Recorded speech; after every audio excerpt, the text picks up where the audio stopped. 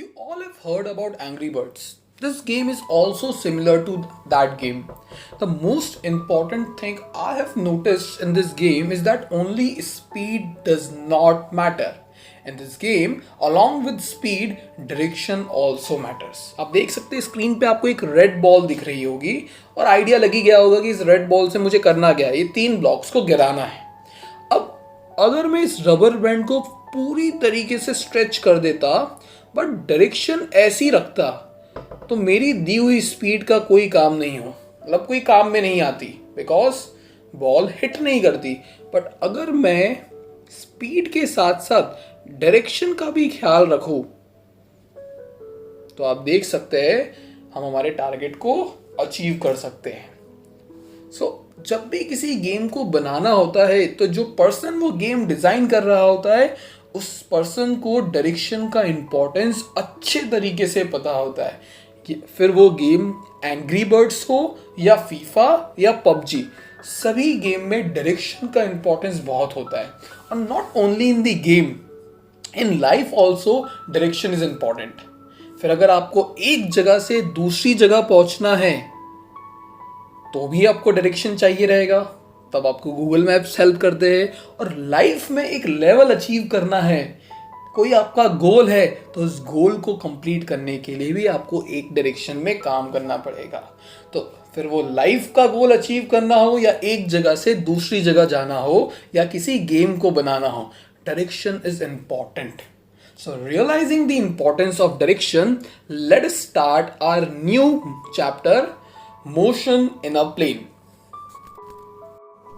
Now in the previous chapter what we studied is motion in one dimension.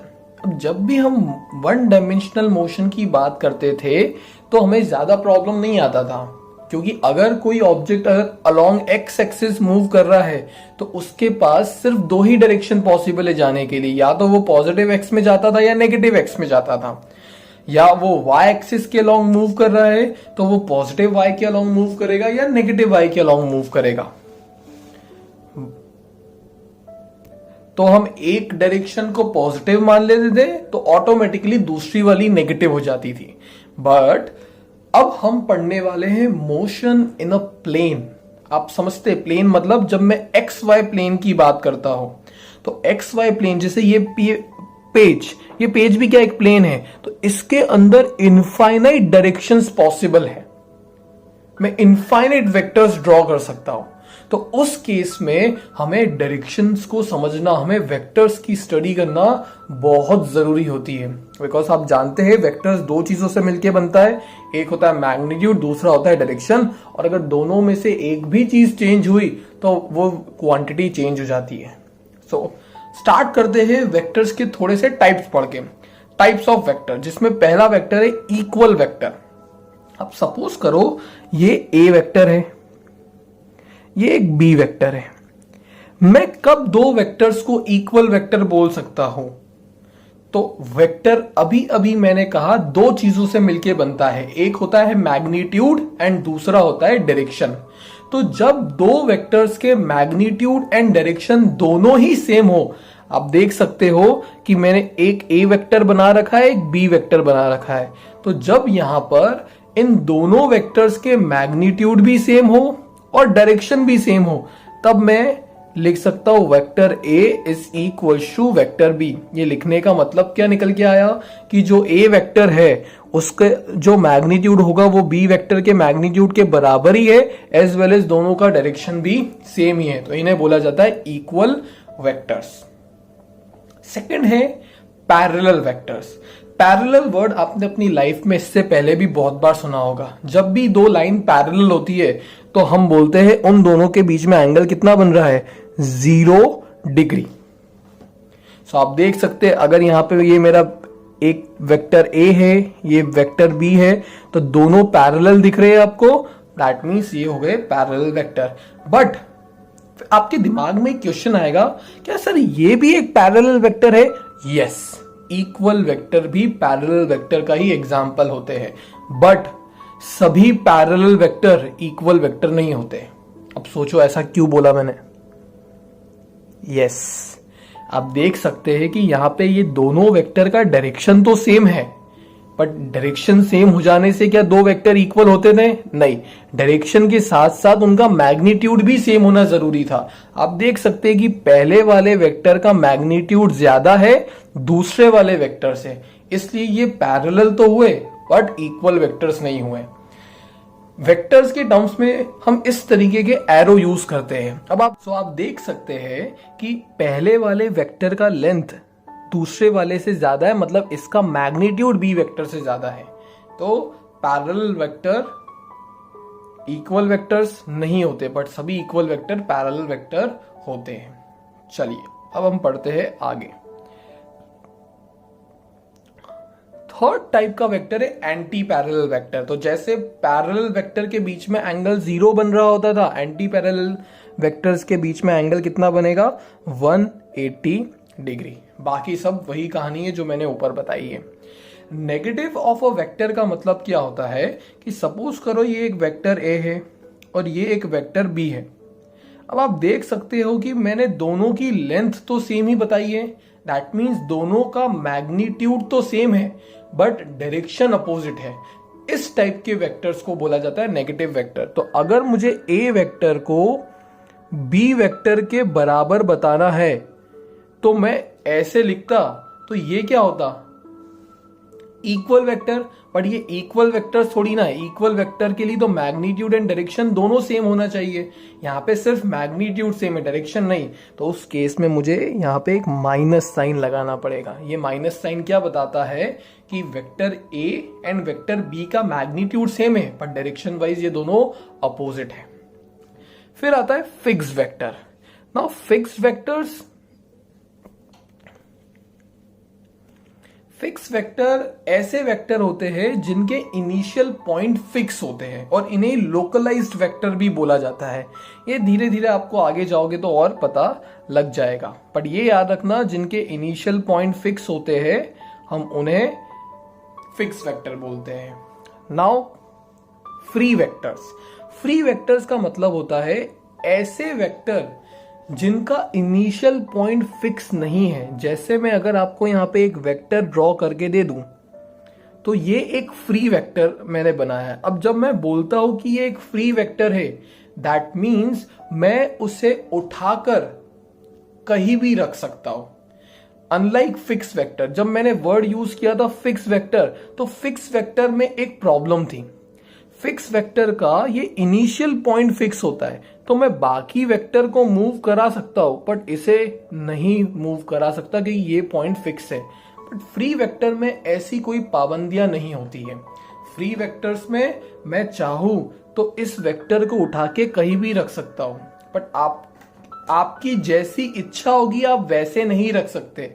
ये बहुत important point है कि जब आप किसी वेक्टर को एक जगह से उठा के दूसरी जगह पे रखते हैं तो उस वेक्टर का मैग्नीट्यूड एंड डायरेक्शन चेंज नहीं होना चाहिए। तो अगर मेरी इच्छा हुई इस वेक्टर ए को यहां पर रखने की, तो मुझे ये ध्यान में रखना पड़ेगा कि जब मैं ये करूं तो ना इसका डायरेक्शन चेंज हो ना इसका मैग्नीट्यूड या लेंथ चेंज हो, तो मैं इसको इधर उठा के रख सकता हूं। अगर दोनों में से एक भी चीज सही नहीं, मतलब चेंज हो गई, तो फिर हम रूल को ब्रेक कर देंगे।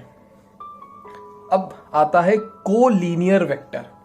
कोलीनियर वेक्टर का मतलब होता है ऐसे वेक्टर जो सेम लाइन के अलोंग लगते हो। जैसे आप देख सकते हो मैंने यहाँ पे भी दो वेक्टर बना रखे, यहाँ भी दो वेक्टर बना रखे, दोनों सेम लाइन के अलोंग ही लग रहे हैं, बट दोनों में डिफरेंस क्या है? एक में एरो सेम डायरेक्शन में, एक में एरो अपोजिट डायरेक्शन में। तो यही कोलीनियर वेक्टर को दो पार्ट्स में डिवाइड करता है कि अगर सबसे पहले आपको देखना है कि अगर ये वेक्टर सेम लाइन के अलोंग हो तो ये कौन सी कैटेगरी के अंदर आते हैं? कोलीनियर। बट उसके साथ साथ अगर ये सेम डायरेक्शन में भी हो तो फिर इन्हें बोला जाता है पैरेलल वेक्टर्स या लाइक वेक्टर्स। आप देख सकते हो ये भी तो पैरेलल ही हुए, सेम, इन दोनों के बीच में भी तो एंगल 0 ही बन रहा है। तो कोलीनियर का अगर ये कैटेगरी हुआ तो ये होता है पैरेलल या लाइक वेक्टर्स, और अगर ये हुआ तो इसको बोलते हैं हम एंटी पैरेलल या अनलाइक वेक्टर्स। बट दोनों में एक चीज कॉमन है कि ये दोनों ही वेक्टर सेम लाइन के अलोंग लग रहे हैं। अब आते हैं 8th पार्ट पे, विच इज कोप्लेनर वेक्टर। अब कोप्लेनर वेक्टर का मतलब क्या है? तो ऐसे वेक्टर्स जो सेम प्लेन में हो, जैसे यहां पर मैंने एक एक्स वाई प्लेन बना रखा है। अब अगर मैं यहां पे चाहूं तो एक वेक्टर यहां बना सकता था, एक वेक्टर यहां बना सकता था, एक वेक्टर यहां पर बना सकता था, बट सब में कॉमन क्या है कि ये सभी एक ही प्लेन में एक्ट कर रहे हैं।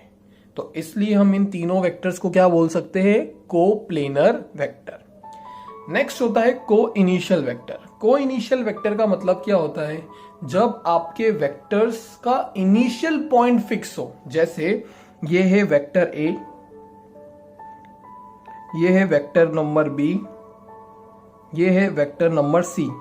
आप देख सकते हो तीनों वेक्टर डायरेक्शन वाइज अलग अलग है, बट आप देख सकते हो कि तीनों वेक्टर का स्टार्टिंग पॉइंट सेम है। तो ऐसे वेक्टर्स जिनके स्टार्टिंग पॉइंट सेम हो उन्हें हम को इनिशियल वेक्टर्स बोलते हैं। फिर आता है जीरो और नल वेक्टर। जीरो और नल वेक्टर मतलब ऐसे वेक्टर जिनका मैग्नीट्यूड कितना हो? जीरो, और डायरेक्शन कुछ भी हो सकता है। सो आर्बिट्रेरी डायरेक्शन। वैसे तो मैग्नीट्यूड जीरो होगा तो डायरेक्शन ऑलमोस्ट नॉट डिटरमाइन जैसा ही हो जाएगा, बट कहने के लिए बोलते हैं कि मैग्नीट्यूड जीरो और डायरेक्शन कुछ भी पॉसिबल है, आपको पता नहीं लगेगा। ऐसे वेक्टर को जीरो या नल वेक्टर बोलते हैं। लास्ट है अब unit vector. This is very very very important है फिजिक्स में। ये अभी आपको आगे इस चैप्टर में और फ्यूचर में भी बहुत लगने वाला है। तो सबसे पहले समझते हैं यूनिट वेक्टर का रिप्रेजेंटेशन क्या होता है। जब भी किसी लेटर के ऊपर इस तरीके से कैप लगा दिया जाए, ये जो मैंने ऊपर एरो जैसा बना रखा है ये एक्चुअली कैप है, टोपी। जब भी किसी लेटर के ऊपर आप इस तरीके से कैप लगा देते हो तो वो किसका रिप्रेजेंटेशन बन जाता है? यूनिट वेक्टर का। अब वो ए कैप हो सकता है, सी कैप हो सकता है, मे बी ओ भी कैप हो सकता है, बट कैप दिख जाए दैट मीन्स वो कौन सा वेक्टर है? Unit vector. अब यूनिट वेक्टर का फॉर्मूला क्या होता है वो समझते हैं। यूनिट वेक्टर, अगर एक वेक्टर मैं कंसीडर करूं ए, उसका मुझे यूनिट वेक्टर निकालना है, तो जब हम किसी वेक्टर को उसी वेक्टर के मैग्नीट्यूड से डिवाइड कर देते हैं तो जो हमें मिलता है वो होता है यूनिट वेक्टर। आई अगेन रिपीट, जब भी हम किसी वेक्टर को उसी वेक्टर के मैग्नीट्यूड से डिवाइड कर देंगे तो जो मिलेगा वो होगा यूनिट वेक्टर। डेफिनेशन वाइज हम बोलते हैं unit vector is a vector whose magnitude is 1। नाम में छुपा हुआ है ना यूनिट। तो यूनिट वेक्टर उन वेक्टर्स को बोलते हैं जिनका मैग्नीट्यूड 1 होता है और direction is similar to that of given vector. मतलब यहाँ पे ए वेक्टर का जो कोई भी डायरेक्शन होगा वही इस यूनिट वेक्टर का डायरेक्शन होगा, बट मैग्नीट्यूड क्या होगा इसका? 1। ये एक रेशियो है, इस वजह से इसका ना यूनिट होने वाला है ना डायमेंशन होने वाला है। बट अभी आपको लग रहा होगा कि सर क्या बोल रहे हैं, ये थोड़ा सा कंफ्यूजिंग है। तो जैसे जैसे आप न्यूमेरिकल करोगे आपको इसका फंडा क्लियर होते जाएगा, टफ नहीं है। बट अभी के लिए अगर न्यूमेरिकल करते वक्त कोई टीचर आपसे ये पूछे कि what is the formula of unit vector, तो आपको बताना आना चाहिए कि जब भी आप किसी वेक्टर को उसके मैग्नीट्यूड से डिवाइड करोगे तो जो मिलेगा वो होगा unit vector. Definition wise, what is unit vector? A vector whose magnitude is 1 and direction is similar to that of given vector. अभी भी एक चीज समझ में नहीं आई कि यूनिट वेक्टर का फिजिक्स में यूज क्या होता है। सोचने वाली बात है, चलो समझते हैं। अगर मैं इस ए वेक्टर को सब्जेक्ट बनाता तो ये ऐसा दिखता। अब आपको पता है कि एक वेक्टर के पास दो चीजें होती है, एक मैग्नीट्यूड, दूसरा डायरेक्शन। मैग्नीट्यूड और डायरेक्शन से मिलकर ही वेक्टर बनता है। अब आपको पता है कि मॉड्यूलस साइन क्या बताता है? मैग्नीट्यूड। तो अगर ये एक वेक्टर है और इसके पास ये दोनों चीजें होनी चाहिए, तो अगर इस पार्ट ने जिम्मेदारी उठा रखी है कि मैं मैग्नीट्यूड बताऊंगा, तो फिर यूनिट वेक्टर क्या बताता होगा? गैस कर सकते हो? Yes, direction of that given vector. तो याद रखना फिजिक्स में यूनिट वेक्टर का जो यूज होने वाला है 12th स्टैंडर्ड तक, वो डायरेक्शन को स्पेसिफाई करने के लिए होगा। अब इसके बारे में हम डिटेल में पढ़ेंगे जब हम नेक्स्ट सेशन में एंटर करेंगे। अभी के लिए आपको फॉर्मूला याद रखना है। अब पढ़ते हैं पोजीशन एंड डिस्प्लेसमेंट वेक्टर। आपको दिख रहा होगा मैंने एक्स वाई प्लेन बनाया हुआ है। अब एक्स वाई प्लेन में मैंने एक वेक्टर लिया है r1 और दूसरा वेक्टर लिया है r2। अब ध्यान से देखो तो दोनों ही कहां से स्टार्ट हो रहे हैं? जीरो, ओरिजिन से, ओ से।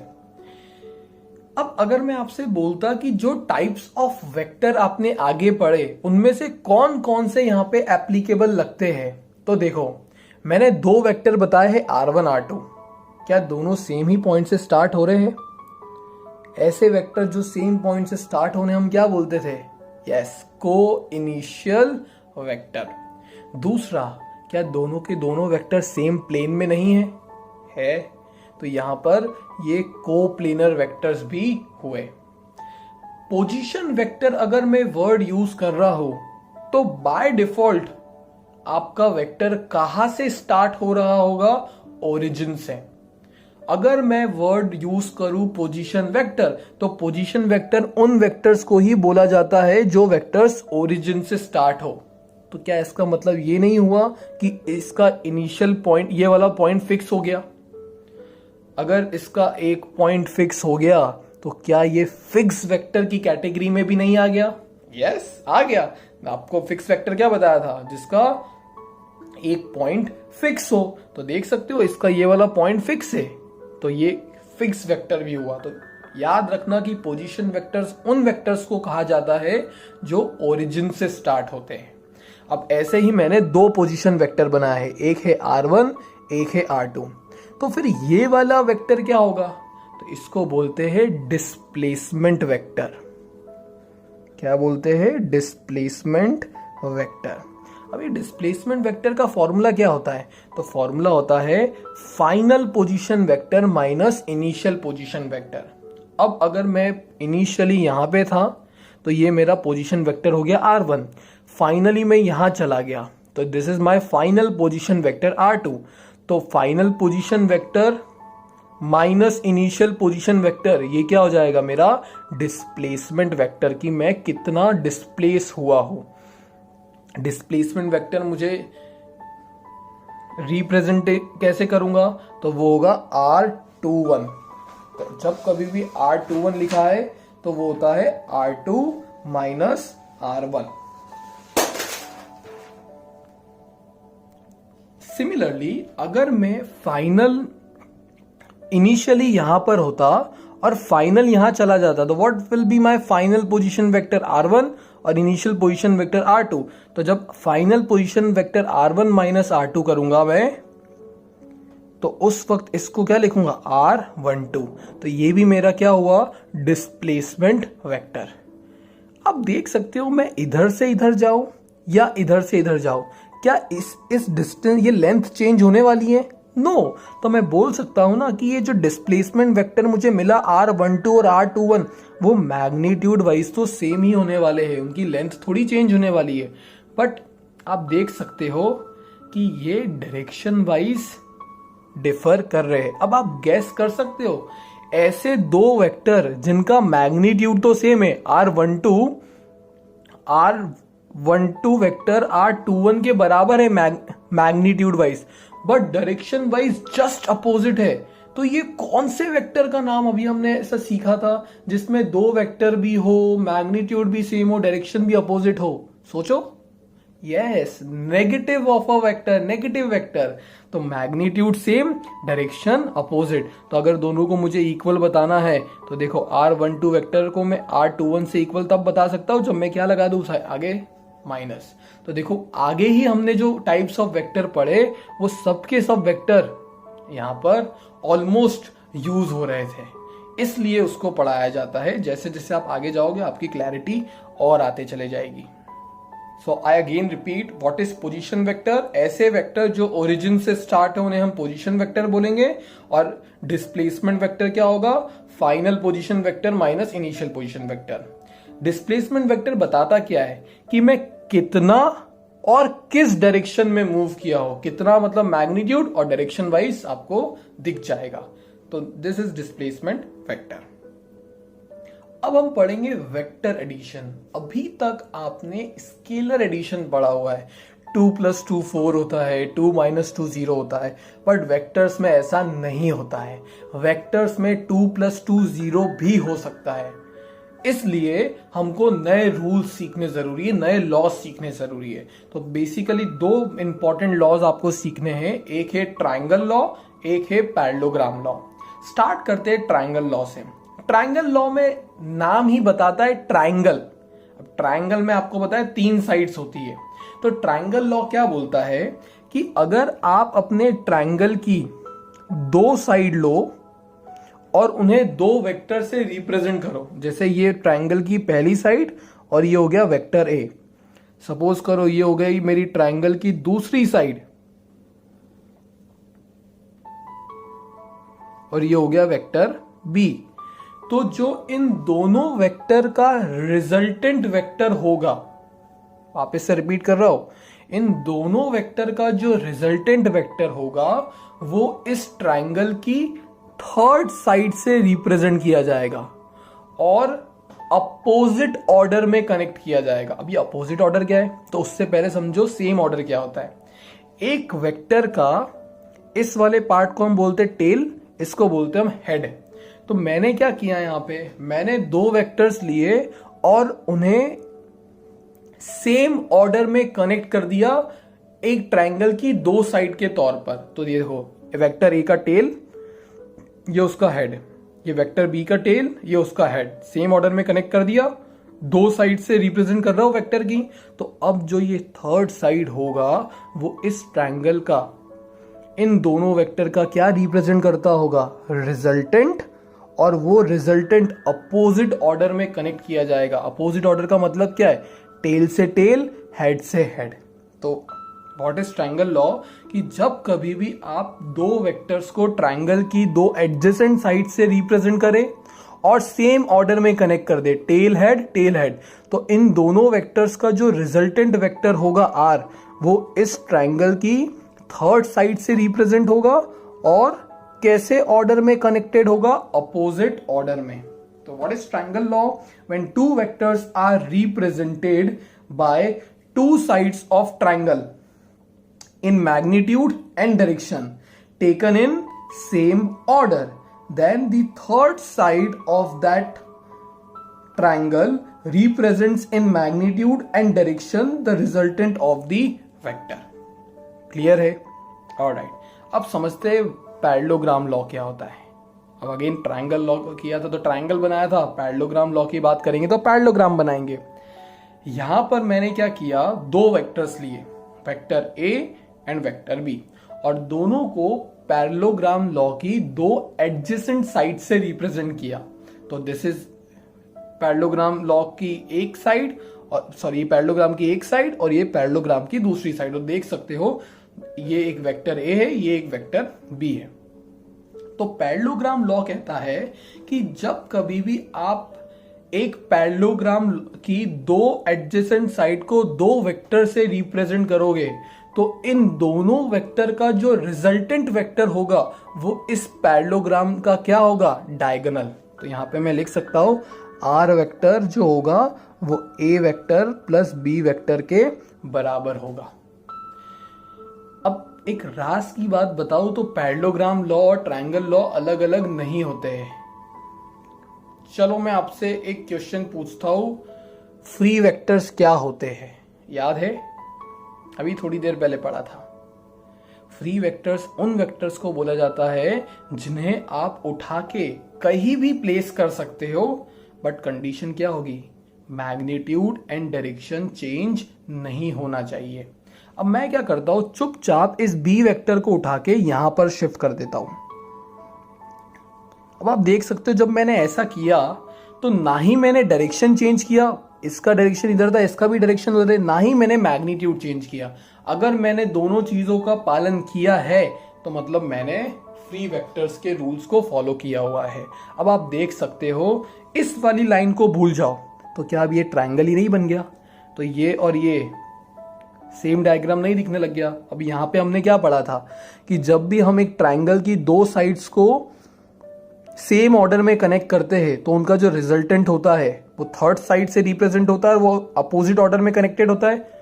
क्या फॉलो हो रहा है यहाँ पे? देखो ए और बी सेम ऑर्डर में कनेक्टेड है, इनका रिजल्टेंट अपोजिट ऑर्डर में कनेक्टेड है, ट्राइंगल की थर्ड साइड से रिप्रेजेंट हो रहा है। तो ट्राइंगल लॉ और पैरेललोग्राम लॉ एक ही होते हैं, एक दूसरे से हम एक डिराइव कर सकते हैं एक दूसरे को, ठीक है। बट अब यहां पे इंपॉर्टेंट क्या होगा कि ये जो रिजल्टेंट वेक्टर होगा उस रिजल्टेंट वेक्टर का मैग्नीट्यूड क्या होगा और वो रिजल्टेंट वेक्टर का डायरेक्शन क्या होगा, ये दोनों ही मुझे डिराइव करने हैं। तो अब हम इसे डिराइव करेंगे कि इस रिजल्टेंट वेक्टर के मैग्नीट्यूड का फॉर्मूला क्या होगा और डायरेक्शन का क्या होगा।